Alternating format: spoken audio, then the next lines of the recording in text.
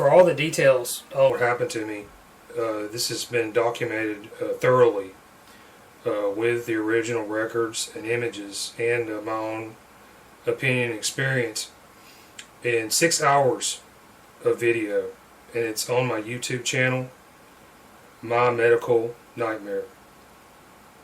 And where I live, the state of Alabama in the United States of America, there are various avenues that you can pursue if you had dealings with licensed medical professionals who don't do their job, or who are involved in corruption or some type of fraud. And this is what I believe happened to me. So I filed complaints against many of these doctors that I went to and had these various issues with them acknowledging my injury. This involved filling out like a lot of paperwork, and I sent this in back in December 2020. So end of January, I finally was able to get on the phone and talk to one of these people who received this paperwork at the Alabama Board of Medical Examiners and Medical Licensure Commission. So I sent in quite a number of complaints, and I sent most of them in at the same time. It's like close to 10 complaints I filed. And you know, if you have to file one complaint, you know, this is should be a cause for concern. But I filed close to 10. And what's more, you know, many of these, they're related. And this should be a major red flag to these investigative people. Yeah, this is the organization in the state of Alabama that gives the doctors the right to practice medicine here. So you go to a doctor, they're a doctor because they got a license from these people. And these people at the Alabama Board of Medical Examiners and Medical Licensure Commission, they represent the people of Alabama. And if you go to a doctor in the state of Alabama, these people are responsible for granting those licenses, and they're responsible for investigating possible complaints from patients. December 22nd, 2020, I got this letter, and it was basically acknowledging that they received the complaints. The Alabama State Board of Medical Examiners, Edwin Rogers, Chief Investigator. This was signed off on by William M. Perkins, Executive Director of the Alabama State Board of Medical Examiners. A couple weeks later, I got a call from Investigator Randy Dixon, and I spoke with him finally on January 21st, 2021.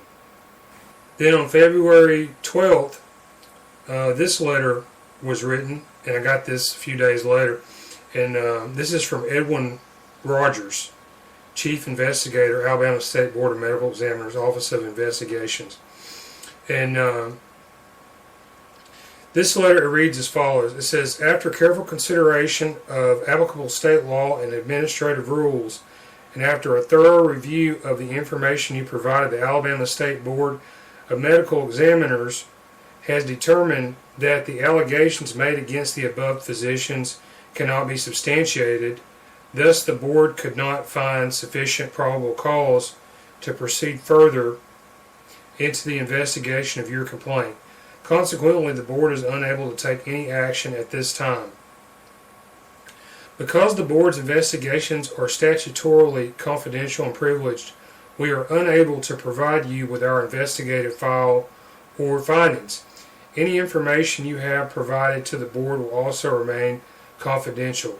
The board considers this matter closed. If you have any further questions regarding the complaint process, you may contact the board's investigative division. Sincerely, Edwin Rogers, Chief of Investigations, Alabama Board of Medical Examiners. Alright, so this was really disappointing. And basically they threw out all my complaints categorically. Each one of these complaints,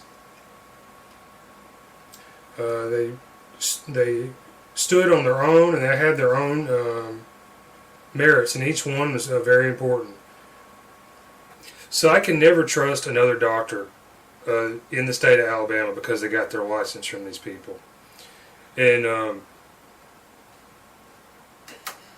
I think that a major dereliction of duty exists in this office, the Alabama Board of Medical Examiners, and I just think they're plain lazy because they dumped all these things. And I sent them enough material to become the next Marvel movie superhero for uncovering this stuff, and they dropped the ball. They totally dumped it. It was too much work. I don't know.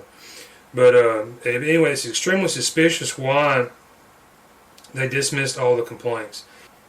You know, it's worth mentioning that in the main charge of my complaint, it's with Ascension Health, who's the parent company of St. Vincent's Hospital, Birmingham, Alabama. And they are backed by the Roman Catholic Church.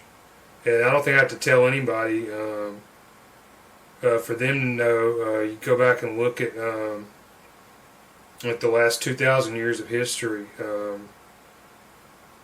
2021, the Roman Catholic Church on planet Earth, you know, for all intents and purposes, has an unlimited supply of money, almost as many resources at their disposal.